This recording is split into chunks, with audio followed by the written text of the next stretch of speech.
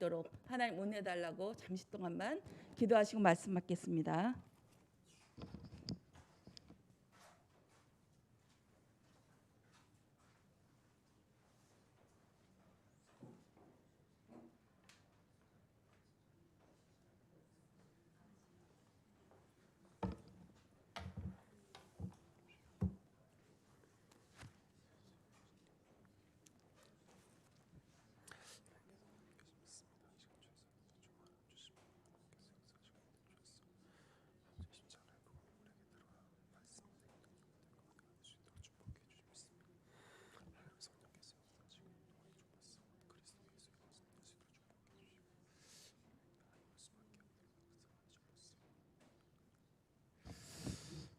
살아계신 하나님 아버지 감사드립니다. 오늘도 수요예배로 저희들 불러 모아주시고 또 귀한 말씀과 은혜로 함께해 주시니 진심으로 감사드립니다.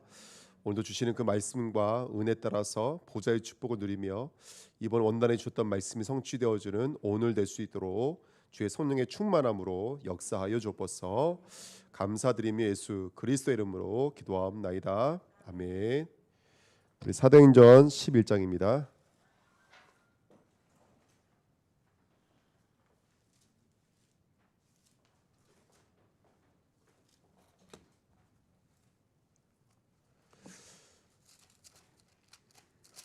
사도행전 11장 1절부터 우리 18절 좀 길지만 같이 읽겠습니다. 사도행전 11장입니다. 1절부터 18절입니다. 우리 같이 읽겠습니다.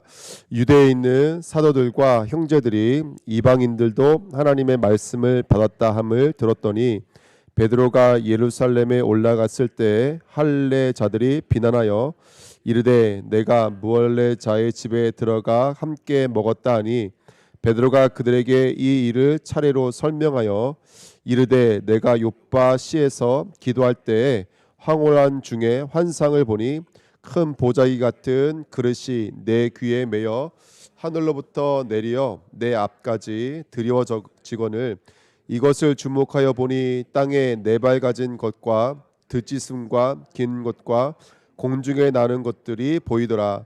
또 들으니 소리 있어 내게 이르되 베드로야 일어나 잡아 먹으라 하거늘 내가 이르되 주님 그럴 수 없나이다. 속되거나 깨끗하지 아니한 것은 결코 내 입에 들어간 일이 없나이다 하니 또 하늘로부터 두 번째 소리 있어 내게 이르되 하나님이 깨끗하게 하신 것을 내가 속되다고 하지 말라 하더라. 이런 일이 3번 있은 후에 모든 것이 다시 하늘로 끌려 올라가더라.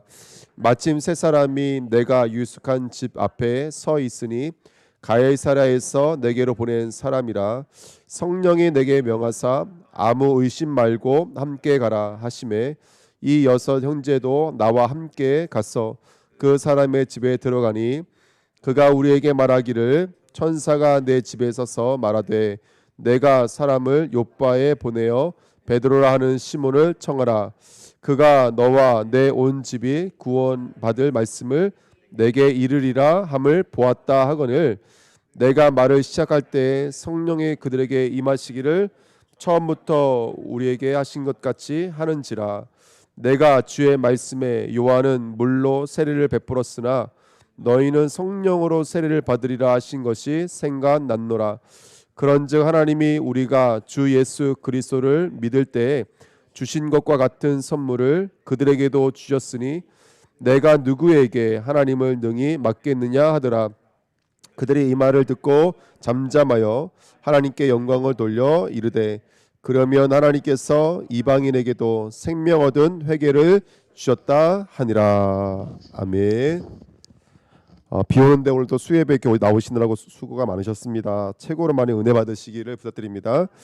오늘 말씀 제목은 유대에 있는 사도들과 형제입니다. 먼저 1번에 보시면 오늘도 보좌의 축복이 임하는 나, 보좌의 축복이 임하는 교회, 보좌의 축복이 임하는 현장에 대해 좀 있습니다.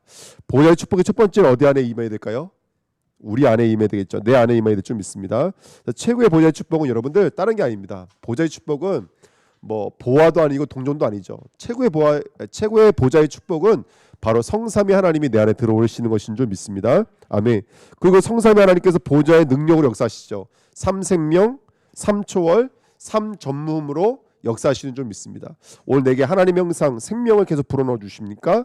시공간을 초월해서 보좌가 나에게 연결되어지고, 그러니까 나의 것, 나의 현장을 찾아서 전무후무한 응답을 함께 누리게 될 줄 믿습니다. 그래서 이 축복을 누리는 사람이 바로 3시대의 축복의 증인인 줄 믿습니다. 목회자의 증인, 중직자의 증인, 렘넌트의 증인이죠. 그래서 말씀과 현장과 미래를 가지고 하나님 증인을 부르시던데, 그럼 어떤 증거를 주셨을까요? 절대 시간표. 요셉이 총리가 되어지는 시간표. 아니, 하나님의 생명을 위해서 앞서 보내는 시간표. 다윗이 정말로 골리앗을 이긴 것뿐만이 아니라 복음을 회복하고 그 다음에 성전의 응답을 함께 누렸던 것처럼 하나님은 절대 시간표, 절대 응답.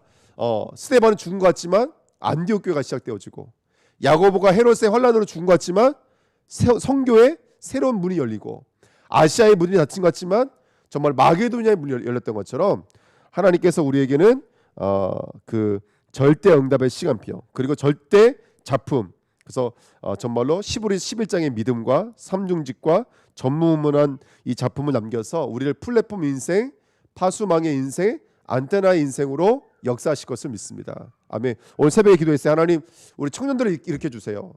우리 주은혜교회 청년들을 일으켜 주세요. 그게 기도했어요. 하나님, 뭐 회장이 되겠어요. 형원이가 회장 되어가지고 뭐 누가 부회장 되고, 혼자서 기도했어요. 그래서 하나님 청년들을 일으켜 주셔서 우리 청년들이 정말 일어나서 교회를 섬기고 하나님의 일들을 감당할 수 있도록 축복해 주세요. 할렐루야, 아멘. 그래서 우리 청년들이 만나는 곳마다 모든 사람들 답을 얻을 수 있는 플랫폼 인생 되게 해주시고, 이 친구들이 정말로 영적으로 밤낮을 끼어서 정말로 살아있는 하나님의 음성을 증거할 수 있는 파수망의 인생, 그리고 하나님과 은밀하게 소통할 수 있는 안테나가 될 수 있도록 축복해 주세요. 우리 청년들 언약 붙잡고 기도했거든요. 이 언약을 누리는 저와 여러분들이 될 줄 믿습니다. 두 번째는 하나님의 보좌가 어디 안에 임해야 될까요?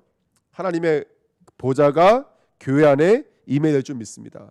초대교회는 어떤 초대교회였죠? 그냥 초대교회가 아니죠. 첫 번째는 갈보리의 비밀을 누렸던 바로 교회가 초대교회인 줄 믿습니다. 그러면 갈보리가 뭐죠? 갈보리 산에서 예수님 십자가를 못 박으셔서 모든 것을 다 이루셨다고 말씀하신 그 언약이 성취된 곳이 바로 갈보리 산인 줄 믿습니다. 아멘. 십자가에서 우리 인간의 근원의 문제, 모든 문제를 완전히 해결하시고, 두 번째 또 하나님의 보좌가 임했던 초대교회는 감람산이죠. 예수님께서 부활하셔서 지금도 우리와 함께 하시고 지금도 살아서 역사하신 줄 믿습니다. 과거의 이야기가 아니라 지금도예요. 지금도 살아서 역사하신 줄 믿습니다. 그때 마가다락방이 현실, 자신, 이거 다 초월해서 정말로 현장에 변화되어지고 말씀이 성취되어지고 성령께서 실제 역사하시는 그 마가다락방의 응답을 함께 누린 줄 믿습니다. 그래서 교회는 간단히 정리를 내리면, 교회는 보좌의 그림자다. 하나님 나라의 그림자가, 하나님 나라의 모형이 우리 주은혜 교회 모든 중직자님을 통해서 나타나고 증거될 줄 믿습니다. 우리 사도행전 쭉 걸어왔잖아요. 베드로의 고백, 안진뱅이에게 나사렛 예수 그리스도 이름으로 일어나 걸어라. 할렐루야.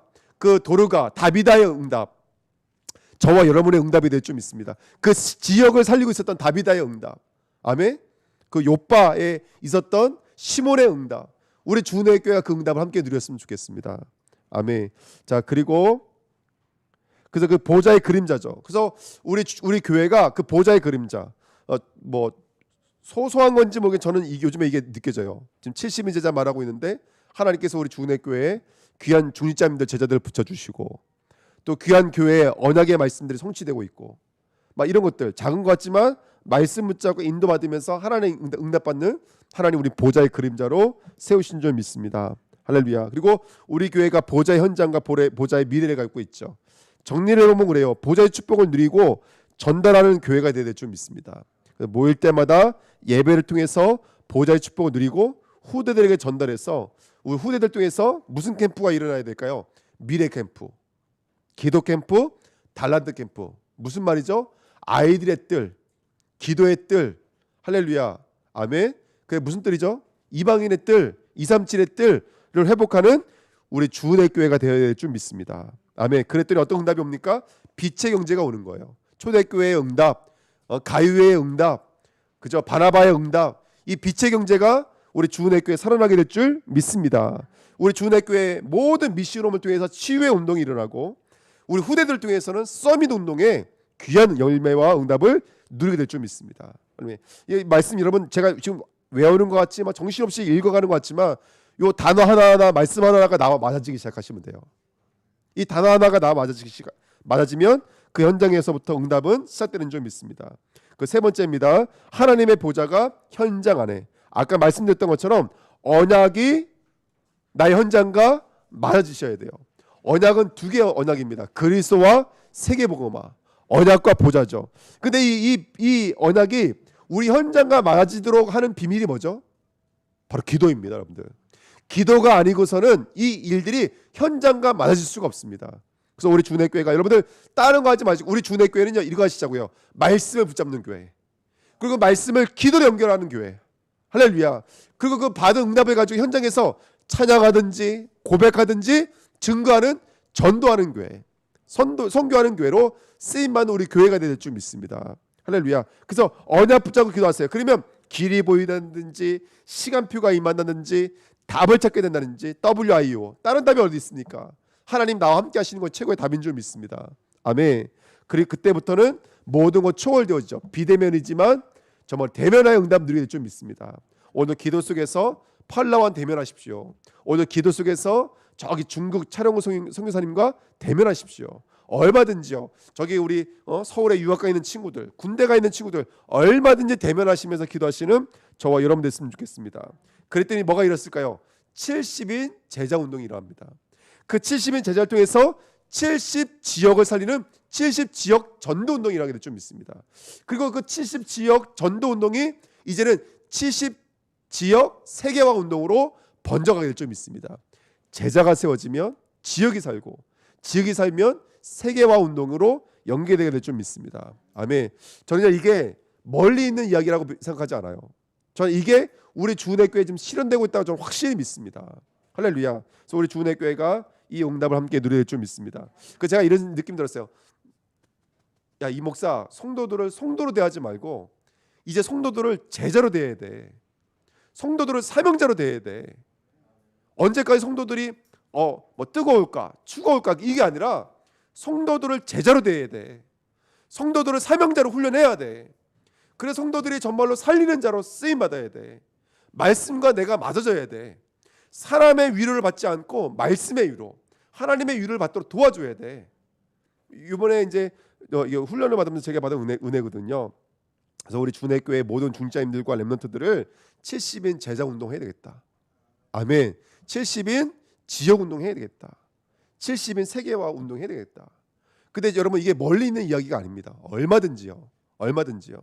이 응답과 은혜 함께 누리시기 부탁드립니다. 어떻게 하면 될까요? 정시로 무시로 깊은 기도 속에서 답을 찾고 만남을 무시로 연결시키고 집중하면서 나를 치료하고 나를 회복하면서 하나님의 뜻과 내가 맞아지는 이런 응답이 우리 주은혜교회에게 나타나시기를 예수님의 이름으로 부탁드립니다. 아멘. 그래서 이 축복이 정말 우리 주은혜교회 한 사람 한 사람에게 연결됐으면 좋겠습니다. 자, 제가 굉장히 많은 것들을 이건 말도 안 되게 지금 한 5분 안에 끝냈는데요. 중요한 건 뭐냐면 이거예요. 보호자의 축복이 임하면 돼요. 여러분 이거를 외우든 알든 못하든지 간에 키는 그거예요.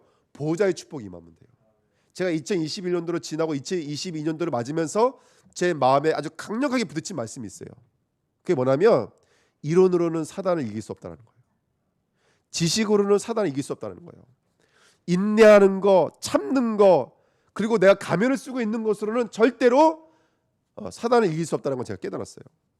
그러면서 그리스도가 나의 그리스도가 되어야 되고 이 복음이 성경에서 말하고 있는 복음이 나의 복음이 되어져야 돼요.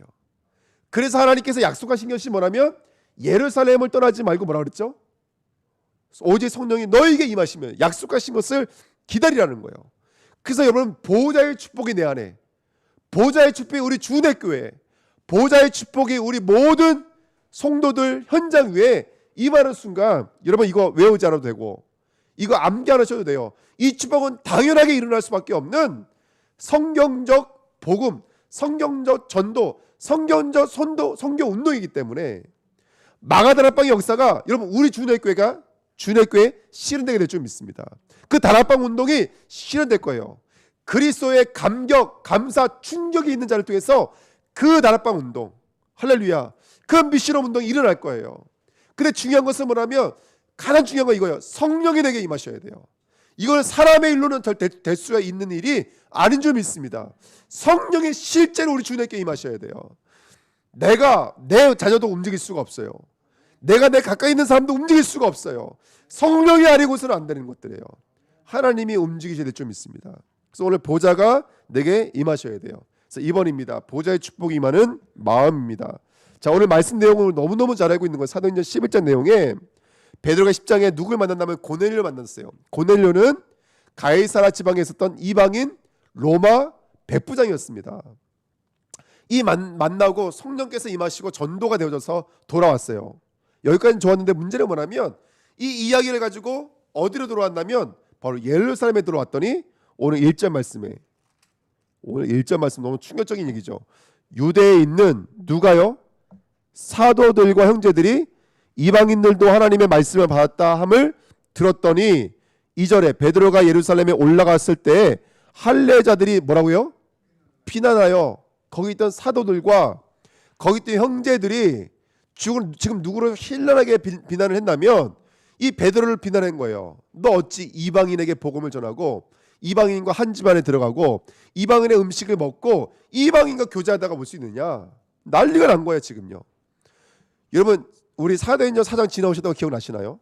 사도행전 4장에 그 빌립이 사마리아에 들어가서 전도 운동이 일어났잖아요. 그것도 충격이에요. 사마리아도 같은 민족 아닙니까? 사마리아도 복음을 들었다고. 그래서 기억나시나요? 말씀 제목이 사마리아의 도였어요. 사마리아도 복음을 들었다는 말도 충격이었는데 지금 이 유대교 출신 이 기독교인들이요 이방인도 복음을 들었다는 말로 충격을 받아버린 거예요. 사마리아도 충격이었는데 이방인이 복음 받은 건 충격이었던 거예요. 너무너무 충격이었던 것입니다. 저는요 이 말씀 받으면서 도대체 베드로도 그렇고 베드로도 처음에 가려고 했어요, 안 가려고 했어요? 그 환상을 3번이나 보여줬잖아요. 그거 먹으라는 거예요. 그 부정한 음식들. 베드로가 뭐라고 멋있게 말하냐면 나는 한 번도 이 부정한 음식을 먹은 적이 없는데요. 음식으로는 안 먹었는지 모르겠지만 영으로는 많이 먹었었죠. 믿음으로 많이 먹었었죠. 예수님은 3번에 부인했잖아요. 그건 먹은 거잖아요. 영적으로는요. 그럼에도 불구하고 자기는 한 번도 먹은 적이 없었다는 거예요. 예수님 얼마나 마음 아프셨을까?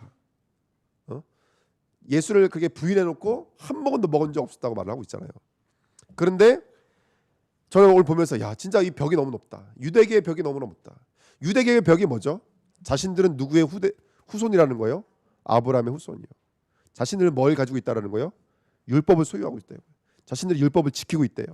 거기다가 성전을 가지고 있고, 율법을 가지고 있고, 할례를 가지고 있는 민족이라는 거예요. 그래서 우리는 율법을 가지고 있고 율법을 지킬 수 있는 민족들이기 때문에 자신들은 하나님께 나아갈 수 있는 뭐가 있어요? 의가 있어요. 그래서 자기들은 이런 의가 있는 구원받은 선민이라는 거예요. 이 벽이 무너지지가 않는 거예요. 근데 복음을 들여다보십시오. 여러분들 로마서 3장 말씀이라든지 말씀을 읽어보세요. 로마서 1장이라든지 여러분 복음에는 뭐가 나타나서 사람의 의예요? 하나님의 의예요? 하나님의 의가 나타났어요. 믿음으로 믿음에 이르게 하니 그 첫 번째 믿음이 객관적 믿음이죠. 하나님의 믿음. 두 번째 믿음은 누구의 믿음이에요? 그 하나님의 믿음이 들어온 자 우리를 말하는 거예요. 그럼 우리가 구원받은 그 복음은 누구의 믿음이었다라는 거예요? 하나님의 의와 하나님의 믿음이었다라는 거예요. 로마 3장에도 율법의 행위로는 의롭다함을 받을 수 있는 사람이 아무도 없는 거예요. 그런데 또 다른 의가 나타났으니 곧 예수 그리스도를 십자가에 못 박는 그 속량으로 말미암는 또 다른 하나님의 의. 이 의로 말미암아 우리가 구원받았거든요.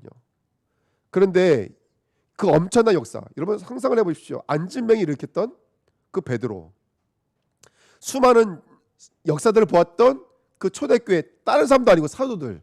여기 사도들 누구예요? 마띠아를 빼놓고 다 제자 출신 아닙니까? 엄청난 메시지를 듣고 합수하려고 3년 반 동안 했던 사람이에요, 여러분들.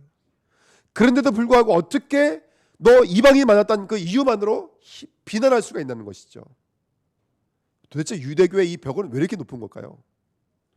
오늘 그 높은 벽에 대해서 한번 좀 말씀을 나눠보고 싶어요. 우리 2장 잠깐만 한번 보세요. 2장에 37절 39절입니다.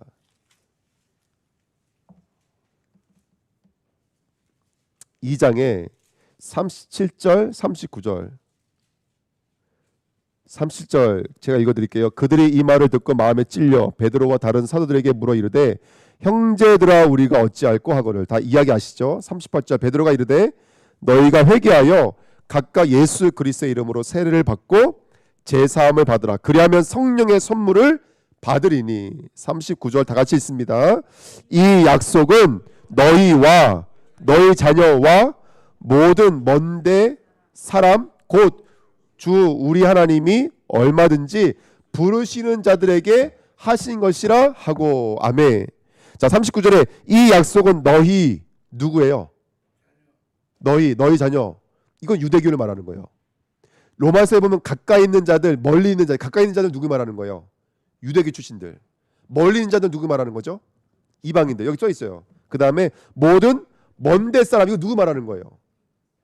먼데 있는 사람이든 가까이 있는 사람이든 다 누가 불러주시면, 하나님이 얼마든지 부르시는 자들은 얼마든지 성령의 세례를 받는다는 거예요.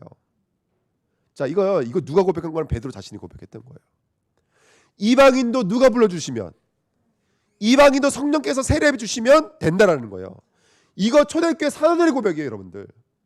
베드로의 고백만이 아니라 불과 성령의 실제로 임했던 사도들의 고백이었어요. 120명의 성도들의 믿음의 고백이었어요. 몇 장 지나가니까 뭐라 그런다고요? 어찌 이방인과 함께 먹느냐, 어찌 먼데 있는 사람과 교제하느냐, 지금 이렇게 나와 있거든요. 넘어간 것 같은데 또 살아 돌아오고, 넘어간 것 같은데 또 살아 돌아오는 게 이 사람들의 한계였습니다. 자, 그래서 오늘 15절, 우리 11장 15절 말씀, 저는 이 말씀 너무나 이게 좀 뭐라 해야 될까요? 충격으로 다가오더라고요. 베드로가 이렇게 고백하는 거예요. 이제 막 사람들이 비난하니까 쭉 자기 이야기하다가 15절에 뭐라 그러냐면, 15절 같이 있습니다. 내가 말을 시작할 때 성령이 그들에게 임하시기를 처음 우리에게 하신 것과 같이 하는지라. 처음 우리에게 뭐라고요? 하신 것 같이 하는지라. 이거 처음이 언제일까요? 바로 사도행전 2장 말하는 거예요. 성령이 바람같이 불같이 임했다고요. 자, 잘 생각해보세요. 사도 바울이 복음 전파가 끝난 다음에 성령이 임했어요? 이미 말씀 시작하기 전부터 벌써 여기 뭐가 임한 걸 보는 거예요. 왜 이런 이야기를 기록하고 있는 거예요? 지금 이 이방인들의 구원의 역사가 베드로의 실력과 능력으로 이루어진 것이 아니라 이미 창세부터 영수전부터 작정되어져 있는 보좌의 축복. 아까 우리 1번, 2번, 3번 읽었잖아요. 성부, 성자, 성령으로 말미암은 역사가 이미 불덩어리처럼 임해 있는 거예요. 말씀은 시작도 안 했는데 벌써 고넬료 가우들은 이미 성령이 벌써 임해져 있었어요. 말하고 있는 거잖아요. 그래서 베드로가 뭐라 그래요? 이거 아까 읽었던 것처럼 우리에게 하신 것과 같이 하는지라. 이거 옛날에 우리에게 임했던 건데 라고 고백하고 있는 거예요. 너무 충격이지 않으세요, 여러분들? 그러면서 16절, 내가 주의 말씀에 요한은 물로 세례를 베풀었으나, 이거 사도행전 1장 5절 말씀입니다. 물로 베풀었으나 너희는 성령으로 세례를 받으리라 하신 것이 생각났더라. 본인이 경험하고 본인이 체험하고 본인이 증거했던 일들을 11장에서까지 잊어버리고 있다가 다시 생각났다라는 거예요. 조금 전만 해도 도르가를 살렸던 사람이, 다비다쿰 했던 사람이, 그죠? 다비다쿰 엄청 내용을 했죠. 그 도르가가 다른 사람들은 다 도르가라고 이름 부르는데 굳이 자기만 다비다라고 불렀던 이유가 있었다 말씀드렸죠. 그거 예수님이 달리다고 했던 이야기들을 끄집어 보느라 말씀드렸잖아요. 베드로가 믿음이 없는 사람이 아니에요. 엄청난 사람인데도 불구하고 또 가려지고 또 가려지고 또 가려지는 것은 뭘까요? 순간과 찰나 속에 역사하고 있는, 오늘 이것만 하나 발견하시면 되는데요. 왜 보좌가 임하셔야 되는지 오늘 그 말씀 드리고 싶은 거예요. 아마 우리 주내교회 성도님들은 아마 지금 무슨 말씀을 함께 나누고자 하는지를 이미 알고 계신 줄 믿습니다. 왜 나로서는 안 되는지, 왜 내 힘과 능력으로 안 되는지, 왜 성령의 능력으로만 가능한지, 아멘. 왜 보좌의 축복이 아니면 안 되는지, 오늘 우리 첫 주 우리 수요 예배를 통해서 우리 마음속에 좀 깊이 각인하고 뿌리 내려야 될 하나님의 말씀인 줄 믿습니다. 순간과 찰나 하나님이 지켜주시지 않으면 우리는 사도, 목사 아니요. 하나님의 순간과 찰나 지켜주지 않으면 우리는 성도도 아니에요. 매 순간순간마다 하나님 지켜주셔야 될 좀 있습니다. 16절 내가 주의 말씀에 읽었죠. 생각나노라. 17절 같이 읽습니다. 그런즉 하나님이 우리가 주 예수 그리스도를 믿을 때에 주신 것과 같은 선물을 그들에게도 주셨으니 내가 누구에게 하나님을 능히 막겠느냐 하더라. 아멘. 이거 누가 시작하신 거예요? 하나님이 시작하신 거예요. 당연히 막을 수가 없죠. 그러니까 여러분들 오늘 우리의 연약함과 우리들의 불신앙이 떠나가는 귀한 은혜가 있었으면 좋겠습니다. 2번 보세요. 2번 보시면 왜 가려져 있을까요? 도대체 무엇 때문에 가려져 있는 것일까요? 이방인에게 수많은 역사가 있고 자기도 이만한 수많은 증거가 있는데도 불구하고 왜 그럴까요? 여기 써 있어요. 아까 1절에 사도들과 형제라고 그랬잖아요. 사도들이 누구라면 보내심을 받은 자요. 그러면 사도는 종의 왕이에요. 보내심을 받은 자는 종이죠. 종이 뭐가 됐기 때문에 그래요? 종이 왕이 됐기 때문에 그래요. 이게 문제인 거예요.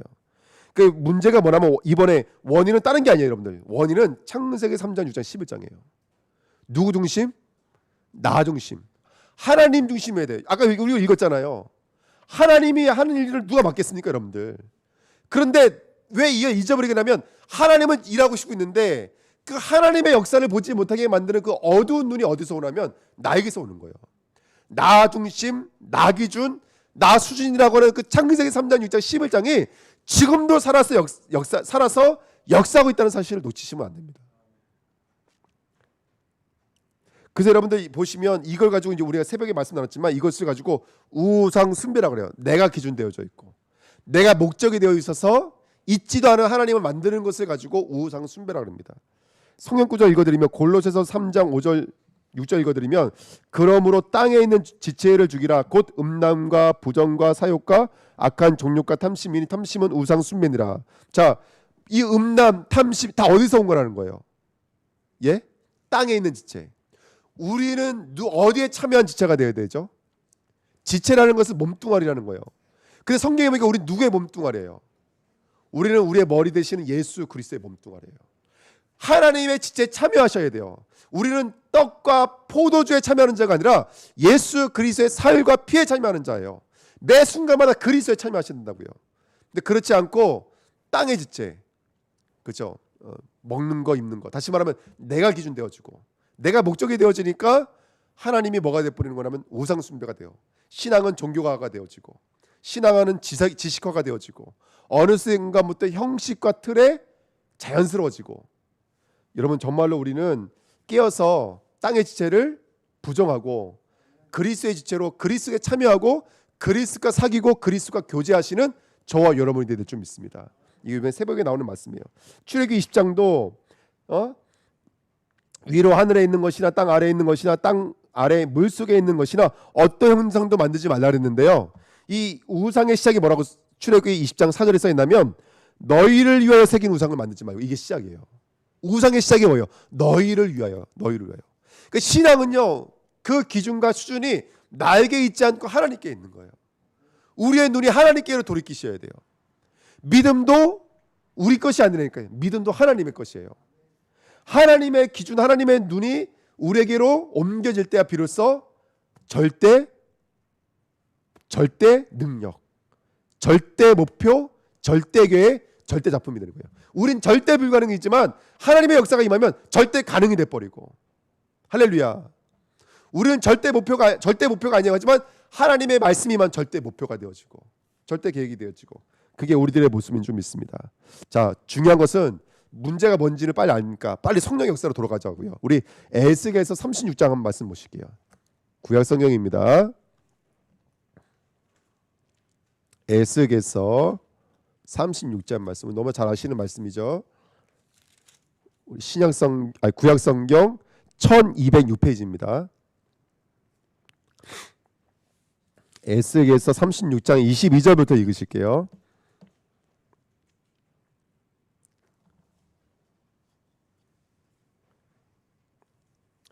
에스겔서 36장 22절부터 쭉 읽으실게요. 네, 다 찾으셨나요? 네, 22절부터 우리 24절까지 먼저 읽겠습니다. 그러므로 너는 이스라엘 족속에게 이르기를 주 여호와께서 이같이 말씀하시기를 이스라엘 족속아 내가 이렇게 행함은 너희를 위함이 아니요 너희가 들어간 그 여러 나라에서 더럽힌 나의 거룩한 이름을 위함이라. 여러 나라 가운데서 더럽혀진 이름 곧 너희가 그들 가운데서 더럽힌 나의 큰 이름을 내가 거룩하게 할지라. 내가 그들의 눈앞에서 너희로 말미암아 나의 거룩함을 나타내리니 내가 여호와인 줄을 여러 나라 사람이 알리라. 주 여호와의 말씀이니라. 내가 너희를 여러 나라 가운데서 인도하여 내고 여러 민족 가운데서 모아 데리고 고국 땅에 들어가서. 아멘. 자, 이스라엘이 포로로 끌려가서 지금 포로 가운데 있는데 그런 자들에게 하나님께서 뭐라고 말씀하시냐면 내가 그들을 끄집어 내오겠다. 여러 나라로 노예로 포로로 속구로 끌려갔던 내 백성을 끌고 나오겠다. 근데 이유가 뭐냐면 이유가 뭐예요? 누구 때문에? 그죠? 나의 이름 때문에. 너희들이 포로로 끌려가는데 누구의 이름이 먹칠하는 거예요? 하나님의 이름을 먹칠하는 거예요. 근데 여기는 굉장히 웅수하고 깊은 뜻인데 그 뭐냐면 이 말도 돼요. 내가 내 이름 때문에 구출하겠다는 말도 되지만 이 구원의 역사는 너희들의 능력이 아니라 누가 시작하신 것이고 누가 진행하신 것이고 누가 완성하는 것이라면 하나님의 것이라는 것을 확인시켜주기 위한 메시지인 거예요. 아멘. 그래서 아까 우리 2사절 읽었던 말씀은 꼭 노예 출애굽 때 쓰는 말이잖아요. 내가 끄집어내고 이 말이. 근데 그 말씀을 갖다 인용하는 것은 뭐냐면 이 구원의 역사는 하나님의 시작이고 하나님의 진행이고 하나님의 결과라는 것을. 그래서 내 이름을 위하여라고 말씀을 하시는 거예요. 그래서 하는 방법이 뭐냐면 이게 중요한데요. 25절부터 27절까지 읽겠습니다. 25절부터 27절이요. 시작. 맑은 물을 너에게 뿌려서 너희로 정결하게 하되 곧 너희 모든 더러운 곳에서와 모든 우상 숭배에서 너희를 정결하게 할 것이며 또 새 영을 너희 속에 두고 새 마음을 너희에게 주되 너희 육신에서 굳은 마음을 제거하고 부드러운 마음을 줄 것이며 또 내 영을 너희 속에 두어 너희로 내 율례를 행하게 하리니 너희가 내 규례를 지켜 행할지라. 아멘. 자, 맑은 물 뭐 말하는 거예요? 예? 맑은 물 우리 성탄 예배 때 말씀 나눴잖아요. 피와 물과 성령은 하나라고 말씀해 주셨잖아요. 여기 맑은 물 누구 말하는 거예요? 성령을 부으시겠다라는 거예요. 성령을 부으셔서 너희를 씻겠다고요. 또 다른 말하면 26절에 새 영을 너희 속에 두고 이 새 영이 누굴 말하는 거예요? 성령을 보내겠다라는 거예요. 하나님이 너희를 끄집어내오는 방법이 뭐냐면 보호자의 축복 너희 속에 집어넣는 것으로 너희를 끌고 나오겠다는 거예요. 성령으로 씻기셔서 성령을 부으셔서 우리 마음에 하나님께서 그 마음을 우리를 씻겨 주셔서 우리를 끄집어 내오겠다고요. 자, 구원하는 방식이 여러 가지가 있을 거 아닙니까? 근데 왜 하나님은 성령을 보내셔서 우리를 씻는 것으로 표현하는 것일까요? 자, 31절 보실까요? 쭉 넘어가서 31절, 32절 같이 있습니다. 시작. 그때 너희가 너희 악한 길과 너희 좋지 못한 행위를 기억하고 너희 모든 죄악과 가증한 일로 말미암아 스스로 믿게 보리라. 주 여호와의 말씀이니라. 내가 이렇게 행함은 너희를 위함이 아닌 줄을 너희가 알리라. 이스라엘 족속아 너희 행위로 말미암아 부끄러워하고 한탄할지어다. 아멘.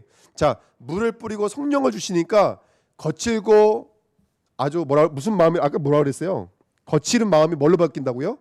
부드러운 마음으로 바뀐다고요. 부드러운 마음이 되니까 비로소 이스라엘이 뭘 봐요? 우리 그때랑 31절에 보시면 그때 그 성령을 부어 주실 때 너희가 너희 악한 길과 뭘 보게 되죠? 그렇죠? 너희 악한 길과 너희 좋지 못한 행위를 기억하고 너희 모든 죄악과 가증한 일로 말미암아 스스로 믿게 보리라. 성령을 부어 주시고 맑은 물로 씻어 주시니까 그때 비로소 뭘 보게 된다는 거예요. 왜 우리가 노예로 끌려갔지? 왜 우리가 전쟁이 끊이지 않았지? 왜 우리가 계속해서 포로로 끌려가지? 왜 속고로 끌려가지라는 이유와 원인을 알게 되는 거예요. 그거는 이스라엘 애굽의 문제가 아니에요. 블레셋의 문제가 아니에요. 문제의 원인은 우리 안에 있는 거예요. 근데 그걸 보지 못해요. 어떻게 해주셔야 돼요? 성령께서 오셔서 나를 씻어 주셔야 돼요. 할렐루야. 그래서 성령의 거룩한 영, 푸뉴마, 호흡, 생명이 내 안에 들어오셔야지만이 저와 여러분들이 오늘 나아갈 수 있는 줄 믿습니다. 그래서 구원이 하나님께 손에 있어요. 근데도 불구하고 굳이 성령을 부어주시는 것은 뭐냐면, 아니 구원이 하나님의 손에 있으면 성령을 굳이 부어주실 필요가 뭐가 있겠어요.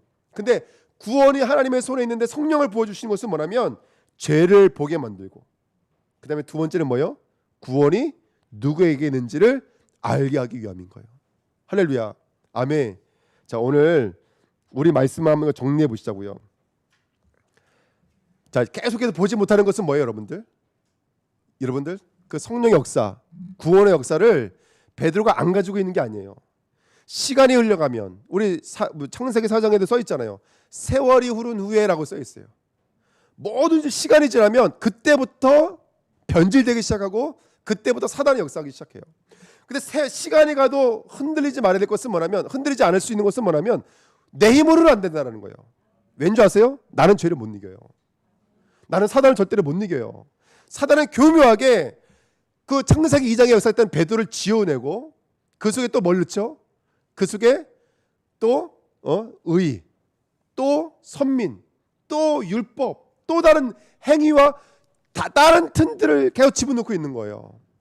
그래서 성령께서 오셔서 내 마음을 씻어주지 않으면 그거 분별할 수가 없어요.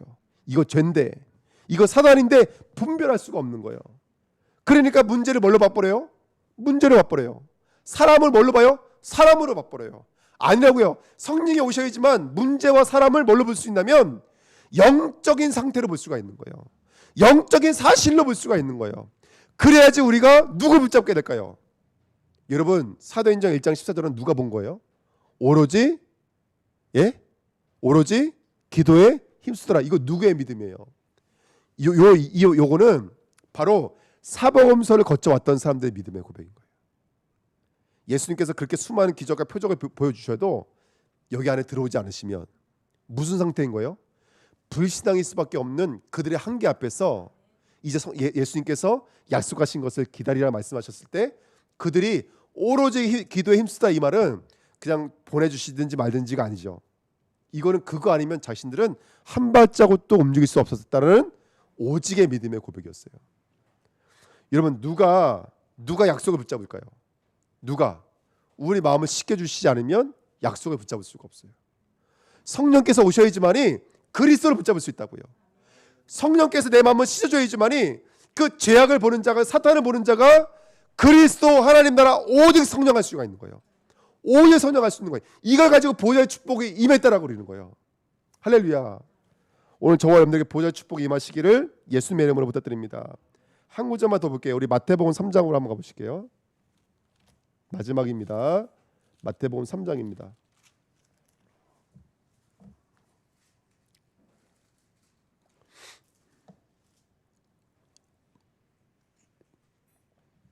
마태복음 3장 7절부터 읽겠습니다. 7절부터 12절까지 우리 다 같이 읽으실게요. 요한이 많은 바리새인과 사두개인들이 세례 베푸는 대로 오는 것을 보고 이르되, 독사의 자식들아, 누가 너희를 가르쳐 임박한 진노를 피하라 하더냐? 그러므로 회개에 합당한 열매를 맺고 속으로 아브라함이 우리 조상이라고 생각하지 말라. 내가 너에게 이르노니 하나님이 능히 이 돌들로도 아브라함의 자손이 되게 하시리라. 이미 도끼가 나무 뿌리에 놓였으니 좋은 열매를 맺지 아니하는 나무마다 찍혀 불에 던져지리라. 나는 너희로 회개하게 하기 위하여 물로 세례를 베풀거니와 내 뒤에 오신 이는 나보다 능력이 많으시니 나는 그의 신을 들기도 감당하지 못하겠노라. 그는 성령과 불로 너에게 세례를 베푸실 것이요 손에 키를 들고 자기의 타작마당을 정하게 하사 알국은 모아 곳간에 들이고 쭉정이는 꺼지지 않는 불에 태우시리라. 아멘. 이렇게 말씀 안 드리는 거예요. 지금 말씀을 읽었지만 간단히 말씀드리면, 야 유대인들, 바리새인들, 사두개인들, 너도 뭐가 필요해? 너도 씻어야 돼. 너도 회개해야 돼. 너희들이 어떤 율법을 지켜내는 그런 열심으로 구원받을 수 있는 거 아니야. 예수를 믿어야 돼. 성령께서 오셔야 돼 라고 말하고 있는 거예요. 그때 여기서 말하는 성령의 의미가 굉장히 중요해요. 아까 11절 맨 마지막에 보면 그는 성령과 불로 그랬죠.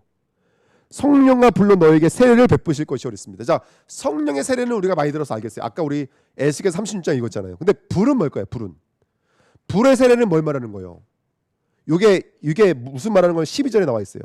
12절에 손에 키를 들고 자기 타작마당을 정하게 하사 알곡을 모아 곳간에 들이고, 그 다음에 쭉정이는 꺼지지 않는 뭘로 태우신다고요? 불에 태우신다고요. 자, 그러면 지금 성령의 세례와 불이 하는 세례가 다르다는 거 아시겠죠? 성령의 세례는 우리를 씻어내서 죄를 보게 만들고 그리스도가 아니면 그리스도의 시작, 그리스도의 진행, 그리스도의 완료이신 그 구원을 보게끔 씻어주시는 거예요. 불도 마찬가지예요. 불의 세례는 뭐예요? 불은 태우는 거예요. 뭘 태우시는 거예요? 천국에 들어갈 수 없는, 여러분 쭉정이가 뭐예요? 알곡과 쭉정의 차이가 뭐죠? 저 군대 있었을 때 행정보호관이 저보고, 제가 이제 여주에 사니까 여주에 그 땅콩이 유명하거든요. 그러니까 저보고 쭉정이 사가져오라고 5,000원을 주시더라고요. 그래서 쭉정이를 어떻게 하면 살까 하다가 누가 소개시켜줘서 어디 농장에까지 한참을 걸어갔다 왔어요. 버스를 타고. 그 쭉정이 5,000원쯤만 달라니까 한 자루를 주더라고요. 그 한 자루를 메고 오느라고 얼마나 죽보는지. 근데 행정보호관 자기는 한 요만큼 들고 올 줄 알았대요. 근데 5,000원 주니까 그 농부가 거기까지 걸어왔다 그러니까 또 군인이라고 하니까 이거를 한 자루를 쥐어주는 거예요. 쭉정이가 뭐냐면 땅콩 열매 안에 그 기운이 다 빠진 거 있잖아요. 쭈글쭈글한 거. 무슨 말인지 아시죠? 그 쭈글쭈글한 거가 쭉정이에요. 그러니까 천국에는 뭐를 못 들어가요? 열매 비슷한 건 못 들어가요, 여러분들. 열매만 들어갈 수가 있는 거예요. 그 쭉정이 이거 가짜 열매는 태워버려야 돼. 그게 바로 불의 세례예요. 여러분, 우리 안에 오늘도 그 베드로가 베드로 되지 못하게 만드는 누구의 역사일까요? 그 사단의 역사, 죄의 역사를 태워내야 돼요. 그래야지만이 우리가 이 기적과 같은 역사를 오늘로 나의 것으로 취할 수 있는 줄 믿습니다. 아멘. 여러분, 쭉정이는 열매가 아니에요. 물론 그 행정복가는 그 쭉정이로 맛있게 뭘 해드셨다 그러시더라고요. 우리도 쭉정이로 맛있게 해먹거든요. 근데 천국에서는 쭉정이는 열매 아니에요. 천국에서는 알고만 열매예요. 그걸 태우는 것은, 다시 말씀드리면 우리의 과거를 태워내는 게 불의 세례예요. 우리의 상처, 우리의 각인, 우리의 기준들, 우리의 수준들을 태워내는 게 불의 세례예요. 그 여기는 불은 뭐 능력의 불이 아니라 여기서 말하는 것은 뒤에 관조하고 있잖아요. 해석해내고 있잖아요. 우리를 태우시는 불이라고요. 성령이 들어오시면 에스겔 36장 말씀처럼 우리를 씻어내세요. 그래서 죄를 보게 만들어요. 똑같은 말이에요. 마태복음 3장도 성령이 오시면 불의 세례로 말미암아 우리의 또 다른 자, 틀린 나, 다른 것, 틀린 것을 태워내신다라고요. 그래야지만이 오직이 되어지니까. 그 믿음으로 들어가시는 저와 여러분들 되시기를 예수님의 이름으로 부탁드립니다. 여러분, 제가 이 말씀 준비하면서 이전에 한번 제가 읽었던 책에서 읽었던 내용인데요. 설교에도 몇 번 응용해서 말씀드린 적이 있는데, 여러분, 밭이 중요해요? 씨앗이 중요해요? 예? 성경에 보면은, 아니 세상적인 것도 괜찮아요. 밭이 중요해요? 씨앗이 중요해요? 씨앗을 떨어뜨리는데 밭이 기경되어 있지 않고 따뜻하게 굳어져 있고 이게 안 돼 있으면 씨앗이 아무리 떨어져도 어떻게 돼요? 씨앗은 죽어버려요. 그렇죠? 밭이 좋아야 돼요. 근데 사실 이 말이 원래는 이런 의미가 아니에요. 마태복음 13장에 보면은 이 씨앗을 받는 것이 뭐라고 써 있냐면 허락되지 않으면 받을 수가 없다고 되어 있어요. 그러니까 하나님은 씨앗을 뿌릴 때, 여러분들 말씀을 던질 때 이렇게 던지시는 법이 없어요. 이렇게 넣어주시죠, 우리에게. 아멘. 길가밭이 우리의 상태인 거예요. 돌자밭이 우리의 상태인 거예요. 이사야 6장에도 다들 못 본다니까요. 그게 길가밭이에요. 들을 수 없고 느낄 수 없는 마음이에요. 근데 여기에 뭐가 들어올까요? 예? 밤나무 상수리나무는 뱀을 당할지라도 그루터기에 남아있나니 거룩한 씨가 그루터기나 그랬거든요. 예수의 씨앗이 담겨지는 자가 째라, 후손, 씨란 뜻이거든요. 씨가 떨어지는 자가 뭘 이루는 거예요? 하나님의 나라를 이루는 거예요. 그러니까 우리가 알기로는 밭이 중요한데 성경에서는 사실은 씨앗이 중요해요. 여러분, 우리가 오늘 이 성령의 충만함을 누릴 수 있는 최고의 축복은 뭐냐면 우리 마음에 예수님을 받아들이시는 거예요. 성령을 구하시는 거예요. 그래서 그분이 내 안에 들어오셔서 우리 마음밭을 바꾸신 줄 믿습니다. 그래서 오늘 말씀의 제목이 뭐죠 오늘? 예? 또 말 올려야 되겠네. 같이 올려야 되겠네. 유대인에 있는 사도들과 형제들. 저기 뭐야? 말씀 제목이 아니라 2번의 제목이 보좌의 축복이 임하는 마음입니다. 오늘 성령께서 임하는 마음이 됐으면 좋겠어요. 결론 말씀드리고 마칠게요. 아까도 말씀드렸지만 서론에 말씀드렸지만 결국 보좌의 축복이 우리에게 임하셔야 돼요. 성령에 임하시지 않으면 우리는 한 발자국도 움직일 수가 없어요. 베드로의 반복되어지는 영적인 문제를 보면서 저는 성령께서 우리 마음을 다스려 주시지 않고 우리 마음을 지켜주시지 않으면 안 된다라는 것을 다시 한번 더 깨닫게 되어지고 우리 마음의 보좌의 축복이 사실로 임해야 된다. 우리 마음의 보좌의 축복이 실제로 임해야지만이 저와 여러분들이 오늘 사도로서 또는 전도자들로서 승리하게 될 줄 믿습니다. 마음을 지키십시오. 우리의 생각과 마음을 지키십시오. 그 마음을 지키는 게 뭐라고요? 여기에 담는 거예요. 성령께서 들어오시는 거예요. 그리스도께서 실제로 내 안에 들어오시는 거예요. 이 축복 누리시기를 예수님의 이름으로 드립니다. 그래서 저는 이 말씀 붙잡고 이번 한 주간 이제 기도 제목 정리하면서 묵상하면서 제 마음에 담겨지는 건 그거예요. 하나님, 나는 70인 제자가 될 수밖에 없고 나는 보좌의 그림자의 축복 누릴 수밖에 없고 나는 이 393의 응답을 누릴 수밖에 없는 제자인데 가장 중요한 건 뭐냐면 보좌의 축복이 내게 임해야 돼요. 성령이 내 안에 들어오셔야지만이 그 하나님의 나라가 이루어지게 될 줄 믿습니다. 아멘. 그 응답을 누려야 될 것 같아요. 그러니까 우리 교회가 작은 교회 같지만 그건 있는 것 같아요. 말씀 따라 인도받는 성도들이 있어요. 말씀 따라서 인도받으면서 그 하나님의 은혜를 누리기 원하는 제자들이 있으니까 그게 저는 우리 교회의 힘이고 능력인 것 같아요. 오늘도 받아들이십시오. 아멘. 내 것을 주장하고 내 것을 나타내는 자가 아니라 받아들이시는 자가 되셔야 돼요. 전 요즘에 이런 걸 많이 느껴요. 무엇이 열매일까? 무엇이? 어떤 주님처럼 저보고 이시더라고요. 자기도 열매 있는 자가 됐으면 좋겠습니다라고 말을 하시더라고요. 근데 하나님 앞에서 누가 열매 있는 자일까요? 여러분, 우리가 보는 열매가 열매 아닐 수도 있어요. 오히려 그 열매 때문에 내가 기준 되어지고 내가 주인이 돼버리면, 내가 사도가 아닌 내가 주인이 돼버리면 차라리 그 열매는 없는 이만 못한 것이잖아요. 진짜 열매는 뭔지 아세요? 내 안에 성부, 성자, 성령을 담는 거예요. 그래서 정말 여기가 3초월 3생명이 되어지고 3전무후무가 되어진 상태. 할렐루야. 그래서 말씀을 가지고 현장을 가지고 미래를 가지고 있는 상태. 이게 최고의 열매지. 우리가 알고 있는 그 열매가 어떻게 보면 열매 아닐지도 몰라요. 어떻게 보면 열매 때문에 사단이 역사할 수 있거든요. 여러분, 우리는 열매가 기준이 아니라니까요. 우리는 여기에 뭘 담고 있느냐가 기준이에요. 그래서 저는 말씀 준비하면서 이거였어요. 그래서 우리는 씨앗이 들어와서 옥토밭이 되어지는구나. 30배, 60배, 100배 열매를 맺는구나. 할렐루야. 그리고 오늘도 우리 다락방 현장 가서 말씀 나눴지만 마태복음 17장 20절 말씀. 제자들이 어떻게 해서 우리는 귀신을 내쫓지 못했습니까? 예수님께서 말씀하시잖아요. 결심만한 믿음만 있어도 귀신을 내쫓는 정도가 아니라 산도 옮길 수 있다. 근데 왜 예수님께서 자신을 겨시에 비유하셨을까요? 겨시는 음리되어 있다 이런 뜻이에요. 음리되어 있다, 가려져 있다, 감춰져 있다. 제가 이런 생각을 해요. 그리스도 이름 부르면 진짜 흑암이 꺾여요. 그리스도 이름 부르면 하나님의 나라가 실제로 임해져요. 우리는 이 1강, 2강, 3강의 주인공이 될 수밖에 없어요. 근데 중요한 건 뭐냐면 이 그리스도가 가려져 있다는 게 문제예요. 왜 가려져 있을까요? 왜 가려져 있을까요? 우리가 창세기 3장이기 때문에 그래요. 창세기 3장이 살아있기 때문에 그래요. 그게 가려지는 거예요, 여러분들. 그러니까 정말로 그것이 가려지지 않도록 우리가 깨어나야 돼요. 근데 지식은 이거는 이길 수가 없어요. 아까도 말씀드렸던 것처럼 형식과 외형과 틀로는 절대로 이길 수가 없어요. 그래서 오늘도 구하는 거예요. 하나님, 정말로 보좌가 내 안에 들어왔어. 생명이 내 안에 들어왔어. 성령이 내 안에 실제 들어왔어. 나를 물로 씻어주시고 불로 치료해 주셨어. 볼 수 있도록, 담을 수 있도록, 또 나아가서 열매를 맺을 수 있도록 인도해달라고 우리는 함께 구해야 될 줄 믿습니다. 그래서 여러분, 보좌의 축복 임하시는 우리 주은혜 교회 되시기를 예수님의 이름으로 부탁드립니다. 우리 말씀 붙잡고 잠시만 기도하고 마치도록 하겠습니다.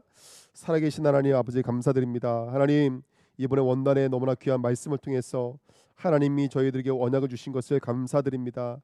베드로의 영적인 상태, 또 예루살렘에 있었던 유대교 출신 기독교인들을 바라보면서 그들이 넘어설 수 없는 그 율법의 한계, 그들의 행위의 한계, 그들의 연약함의 한계를 보면서 지금도 반복되고 있는 창세기 3장, 6장, 11장에 이 문제를 들여다보면서 하나님, 오늘도 왜 그리스도여야 되는지, 왜 하나님 나라여야 되는지, 왜 오직 성령이 아니면 안 되는지, 왜 맑은 물을 뿌려주시고 왜 불같이 임하셔야 되는지, 왜 바람같이 불같이 임하셔야 되는지 다시 한번 더 깨닫는 이 자리에 하나님 주의 성령으로 들어와 주셔서 성령으로 임재해 주셔서 하나님 우리가 붙잡고 있는 이 언약이 하나님의 것임을, 하나님의 이름을 위해서 하나님이 이룰 수밖에 없음을 다시 한번 더 확인하는 생명의 말씀이 되어지기를 원합니다.